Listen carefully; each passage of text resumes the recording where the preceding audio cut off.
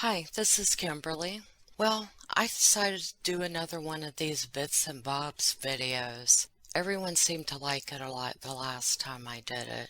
If you've not seen it, or the first one that I did, I'll of course link it below in the description box. But this is where I just talk about all kinds of crap that I've saved, about all kinds of randomness, haphazardness, arbitrary stuff that just doesn't really fit anywhere else. It didn't fit in any of the other videos, but it'd be a shame to just waste it. So before I delete it off my computer, I'm going to share some stuff with you.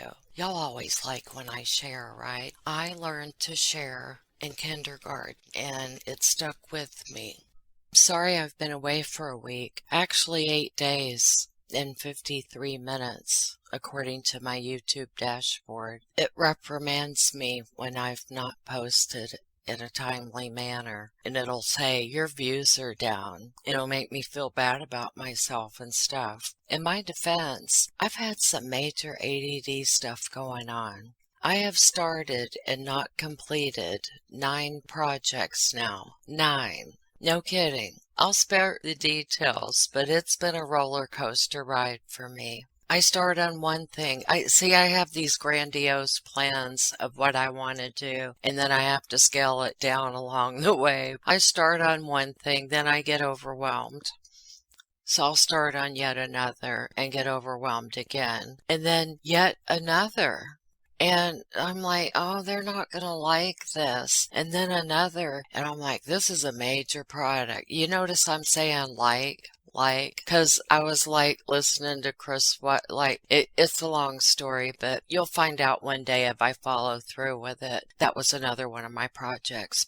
And then there's this major one I want to do, a really good wrap up of Chris and Courtney, and I overwhelmed myself with that too. So, and then, well, you just better work on that in between smaller things. And so I went on to Gannon because I've not done Gannon and Piece of Shit in such a long time. And then I was like, oh my God, so much has happened. And then I said, no, I gotta wait. So the overwhelmed thing again. Here I am with a significantly shorter video than I had anticipated with this. There's more. There's always more. Hey, I'm out of bed and I'm dressed. Kind of. I have pajamas on, but I'm covered. At least once a week to every 10 days, I'll have really bad flare day and I'll just stay in bed. I will sleep like a marathon sleep. But then that happened twice in the past week, 8 days and 53 minutes, was it? I lose count when I'm fading in and out of consciousness. Away we go.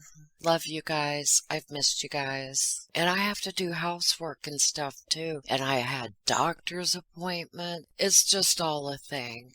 Alright, so here we go. I'm doing it here. I'm just darting around subject to subject, so be off with you, Kimberly. Let's see, where shall I begin? I know.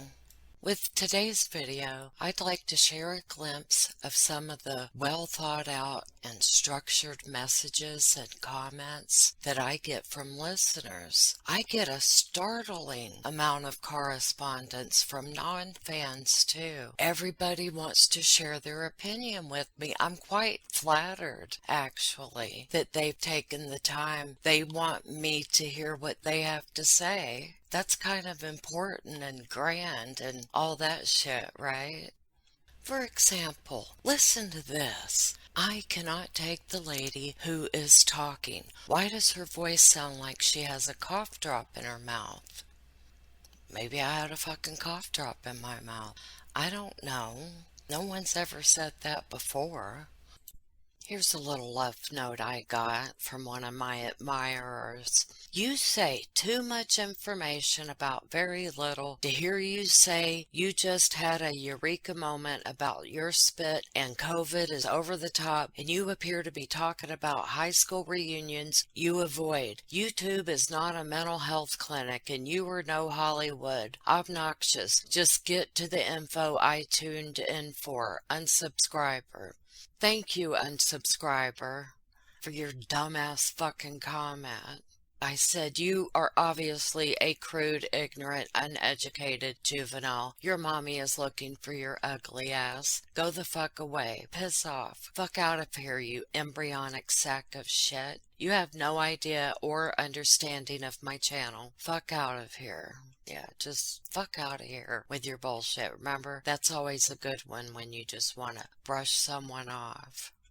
But I'm not finished with you.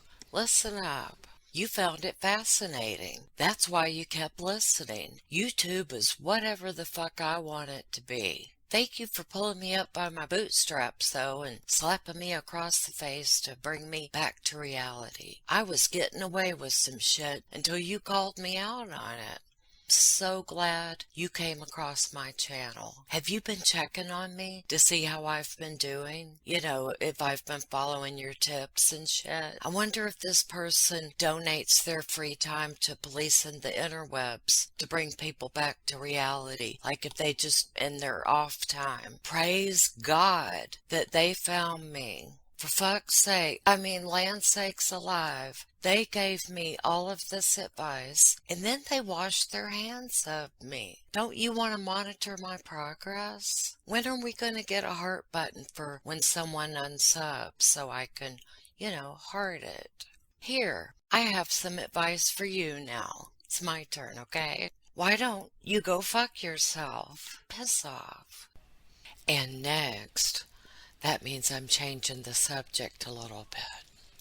I was able to get a few things from Cheryln Cadle's Facebook group that she did to, promote her copycat book. It's the same damn book with the most of the plagiarized parts taken out. But this time, she copied from herself. Am I right? And then she added a few bullshit things that just her speculation. Don't believe anything she says. Take it with a grain of salt. By the way, I was kicked out of there and blocked. I think that I LOL'd at something or liked it, and then, you can't do that shit if it's derogatory towards Mrs. Clusterfuck. You know what I mean. Well, isn't this cute? Marvin and Cheryln Cadle share a Facebook account. Which one of them cheated? That's usually how this happens. You and Marvin Cheryln aren't connected on Facebook. No, 'cause I got kicked the fuck out of her group. And I wasn't using my name. I was using my alter ego. She works at Author Writer. Wasn't that cute how she pretends? Somebody said something that pissed her off, and I managed to get a glimpse of it right before it was deleted the fuck out of there. But Marvin Cheryln Cadle says, I'm really not sure what you were trying to do. I did not commit plagiarism. For goodness sakes. Who the fuck is she kidding? Oh my God. And then I can't read the other one. I'm not sure what you mean not trying to blah, blah, blah. But anyway, yeah, she did commit plagiarism. I have several videos on it. I also have a copy of her forced apology that was very weak. Just do you, Mrs. Cadle. Be a plagiarist. Own up to it. Fuck's sake. Hey, if there's any of you that have not been kicked out of the Facebook group and you run across something good, send it to me. Send it to my email. I check it about every 4 months. And no, that's not an exaggeration. I think it's blackandwhitetvshows@gmail.com. Just check on my About page. It's there. Now we have someone wringing their hanky and being all dramatic and shit. I can't stand what is happening right now. It's just tearing me up inside. And I just can't and don't listen to any of it. Can't wait to get the new book. And then a sweet note of encouragement. Hang in there, Cheryln. Your faithful supporters are always here for you. Hug and a sparkly heart. And Cheryln Cadle replies, from your lips to God's ears. Thank you so much. Why do dishonest people always latch on to God says and praise God and all of this. It's to cover up their dishonesty and the shit they just make up out of the thin air. And of course, whatever you copied from whatever book you read last.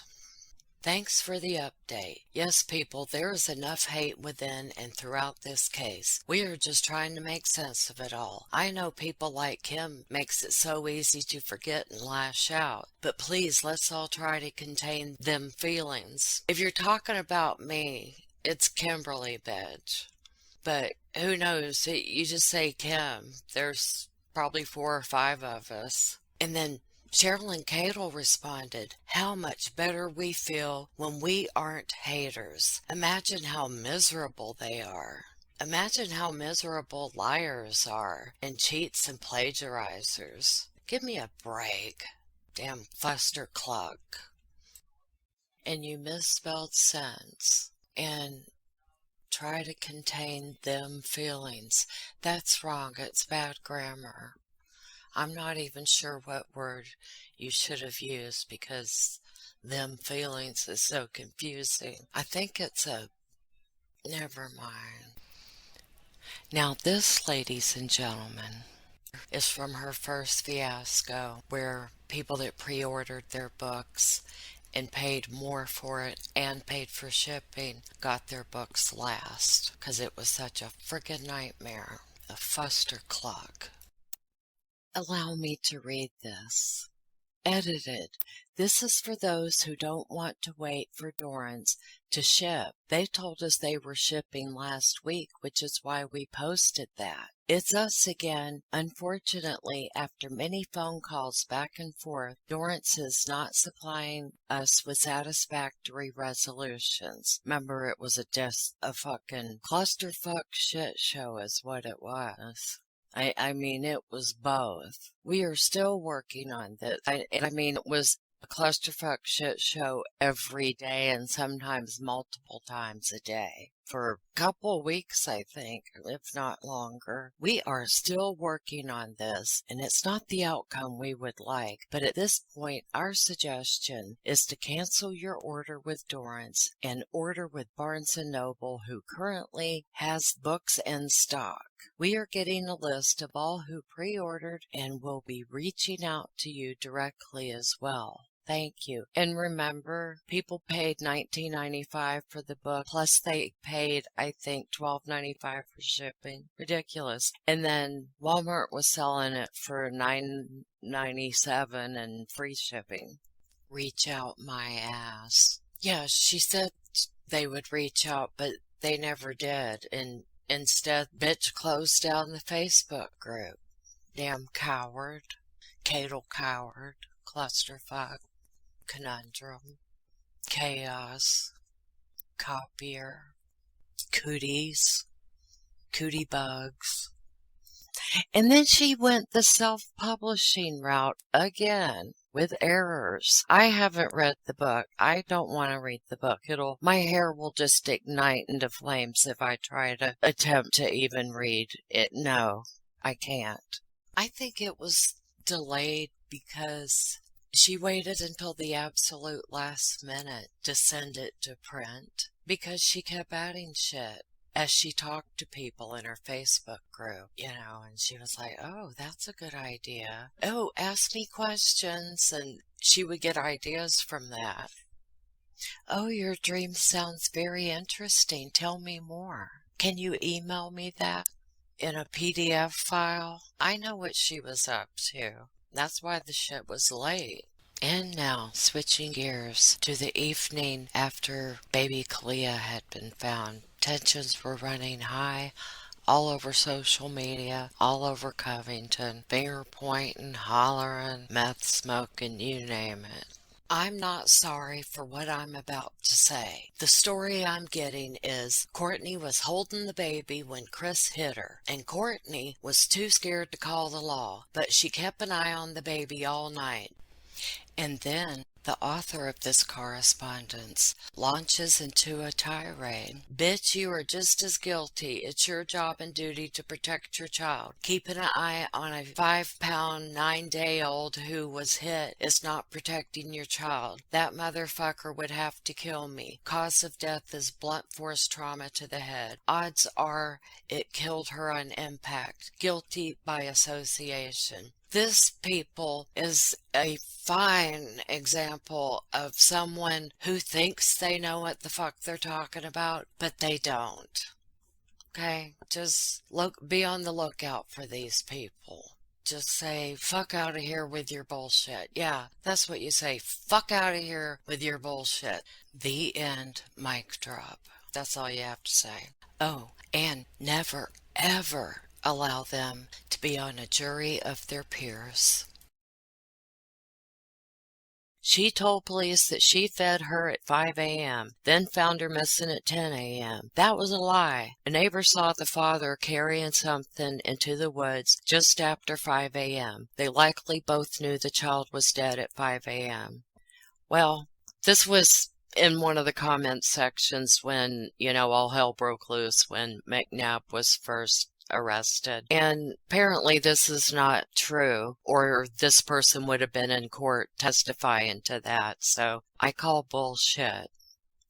And of course there was a lot of gossiping going on all over the place. Flomac made a public service announcement. People are saying Courtney has 8 kids or something. Good God Almighty, son. Was people saying Courtney had 8 kids or something? People are saying Courtney has 8 kids or something. She has 2 kids. She set the record straight. Thank you, Flomac. I don't know how they would have managed without you in the beginning to being the family spokesperson. Someone replied, I saw that in some comments, that she has ex-kids that were all taken away. No, one was taken away and one was murdered, unfortunately. I think the judge made sure that Courtney was going to be in jail through most of her childbearing years. Like when she gets out, she'll be in her 40s, I believe. Not saying you can't have a baby in your 40s. You damn sure can. But I wonder if he was kind of had that in mind when he was figuring her sentence. Would not surprise me. So isn't this precious? This was submitted in the Superior Court of Newton County, State of Georgia on...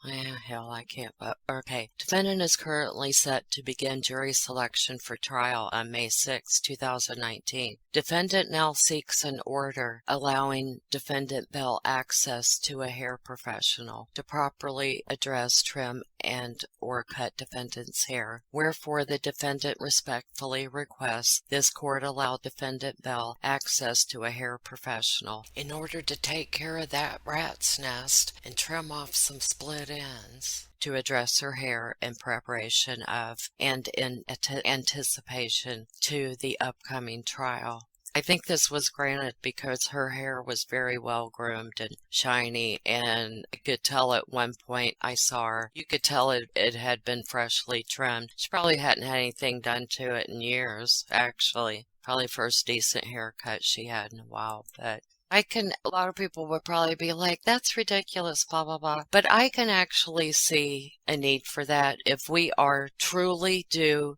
presume someone to be innocent until proven guilty in a court of law. They do have the right to have the opportunity to present their best self to court. And if she had been on the outside, she would have been able to do this on her own, run up to great clips or something. But being incarcerated, she can't. She did deserve a trimming of her hair and whatever they did to it. I don't know if they were there every day to brush her long luscious locks or not, and do a full blowout each morning. She should donate that to Locks of Love and then grow it out again and do it again. Might as well.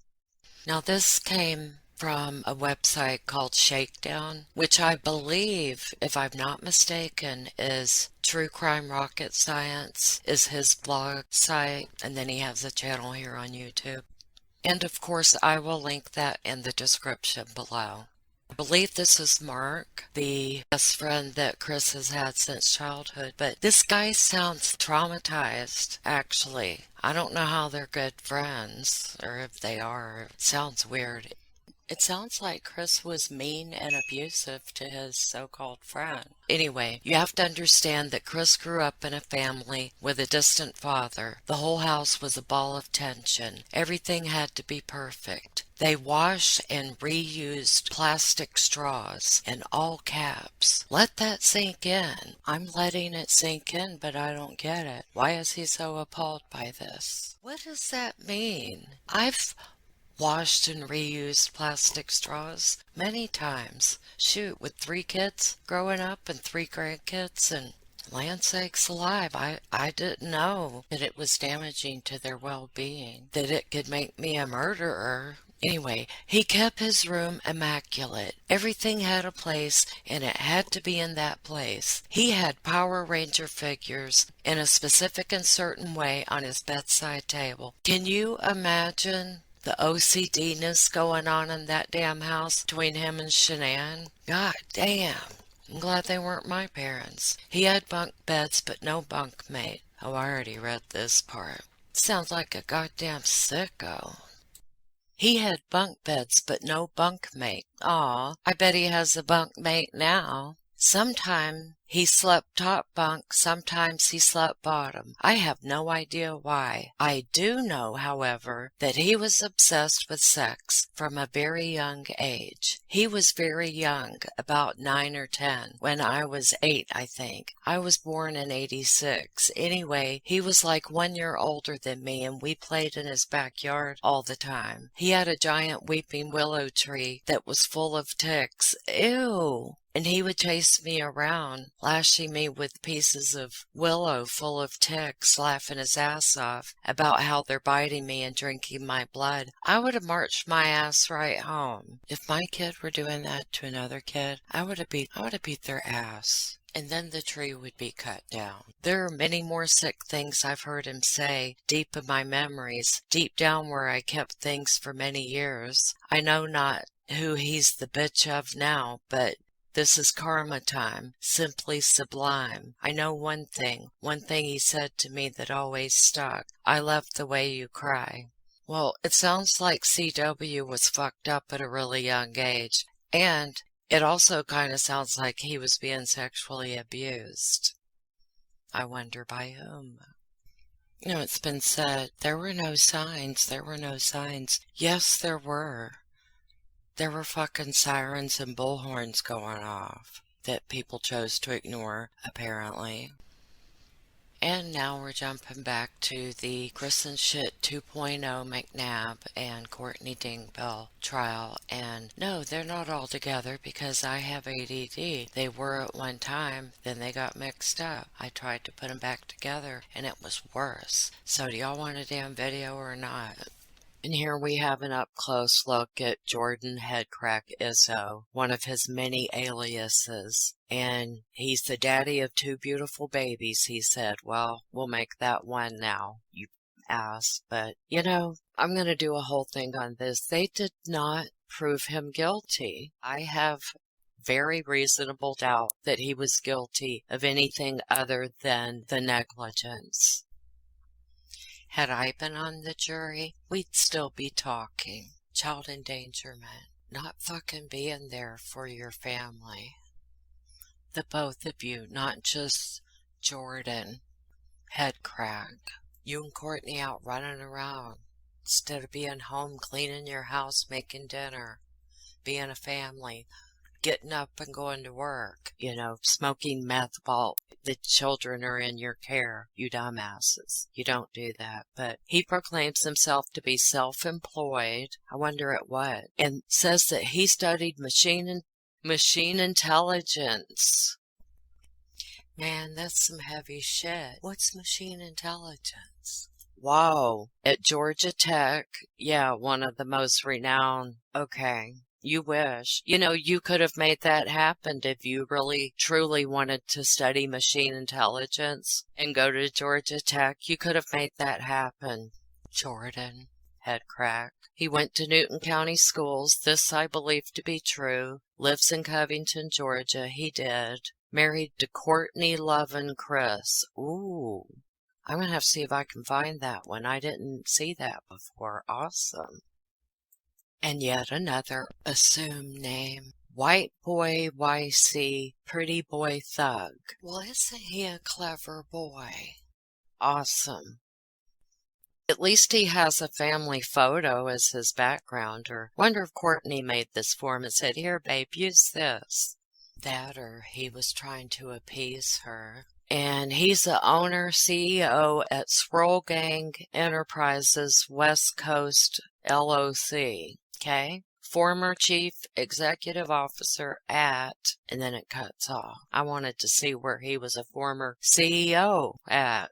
You know, it says something about him, though, that he's picking out these executive white-collar positions for himself, when I thought he would have been a rapper or a music manager or something. God almighty, son. But he had big dreams, I think. Didn't know how to carry them out. White Boy YC, Pretty Boy Thug. Pretty boy, pretty boy. Wonder if you're a pretty boy now. I found this little gem. It was on the local Denver channel, I think.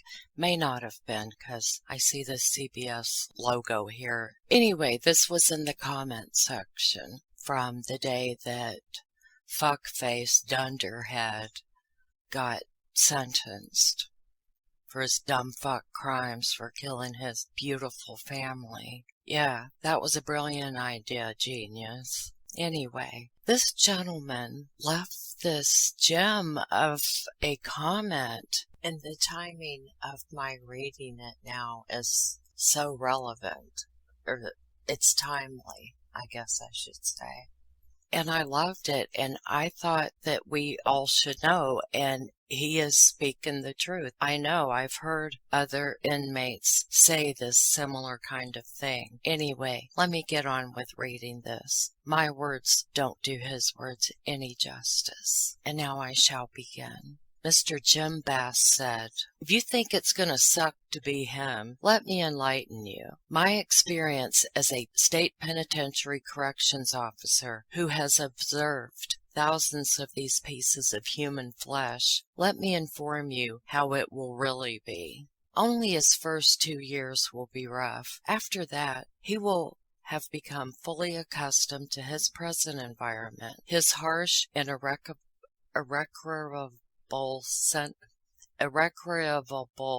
I am sorry, there's just some words my mouth will not pronounce. You know what I'm trying to say. Irreparable sentence.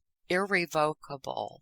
Let me say that. Anyway, and as I read this, please remember this is starting to play out, what he's saying. He's going on his 2 years. So listen closely. After that, he will become fully accustomed to his present environment. His harsh and irrevocable, is that how you say it? Anyway, shut up, Kim. Sentence will actually be a favor for him.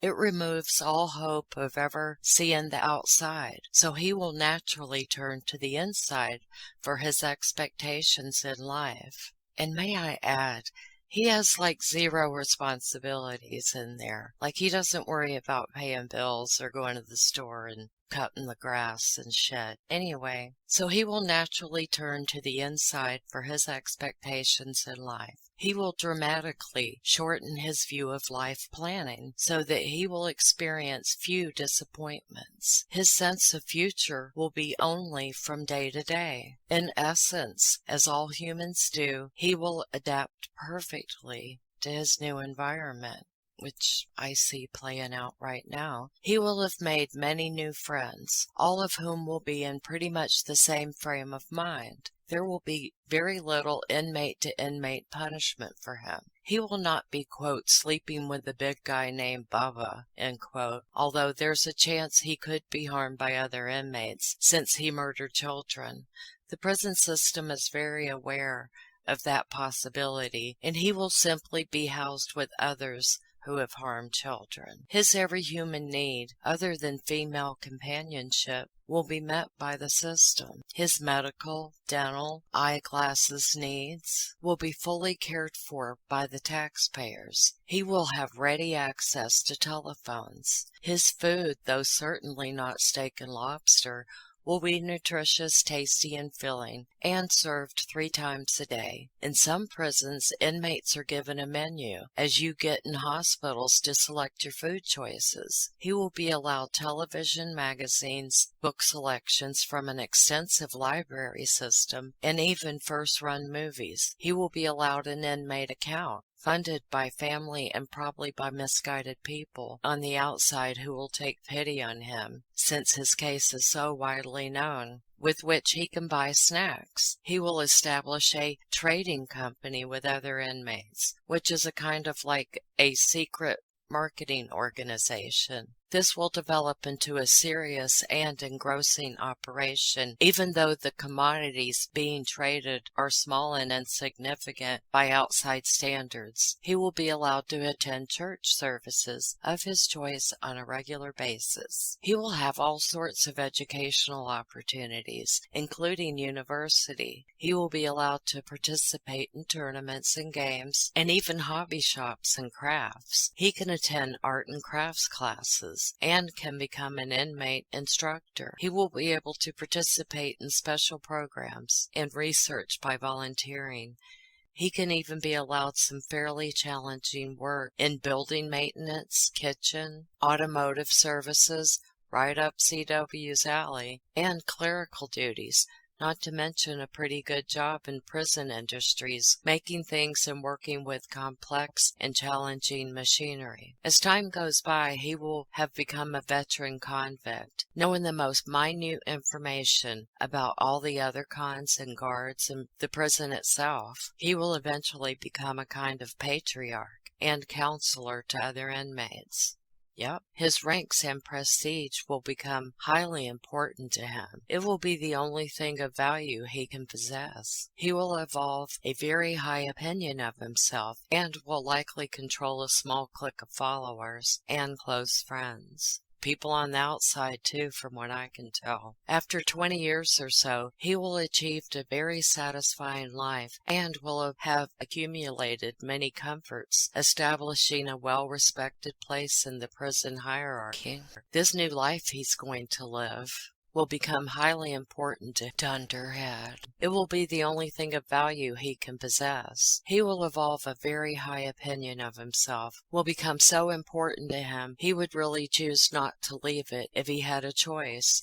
In fact, after 5 years inside, he will have all but forgotten his old life on the outside. It will be nothing but a fond, dim memory, such as how people over 25 view their childhood. His mind will force him not to think about it very much at all. Let me break in here for a second. I have really, in large part, not followed the drama that's been going on the past couple of months or so, because it's just gotten so crazy and weird and mostly unbelievable. But from what I've heard a little bit recently, he wants no part of his chance to do his C-35 or whatever the hell number form that is that you file. No, he'll have to go back to having to pay rent or a mortgage and a car note, and he'll have to go get a real job. And I think he'd just rather not. I think, like this is saying, he's pretty damn comfortable in there. It'll only get more so as time goes by. No, he ain't going anywhere. Not from what I can see.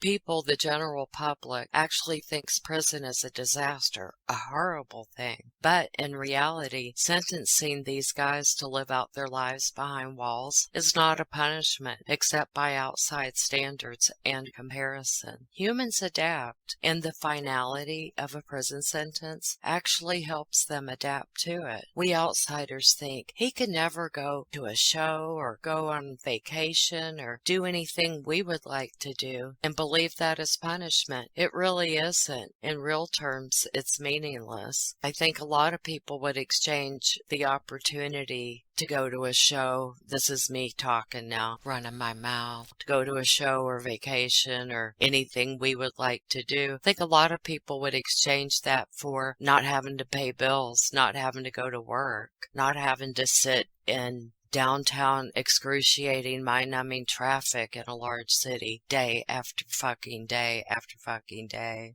That sounds like something I'm familiar with. Yes, thank God I don't do that anymore. Okay, and the finality of a prison sentence actually helps them adapt to it. We outsiders think he can never go to a show, go on vacation, or do anything we would like to do, and believe that is punishment. It really isn't. In real terms, it's meaningless. Convicts are actually being sentenced to a lifetime of leisure, considering the way courts have ordered prison conditions to keep people incarcerated. Oh yeah, it's like a Club Med now.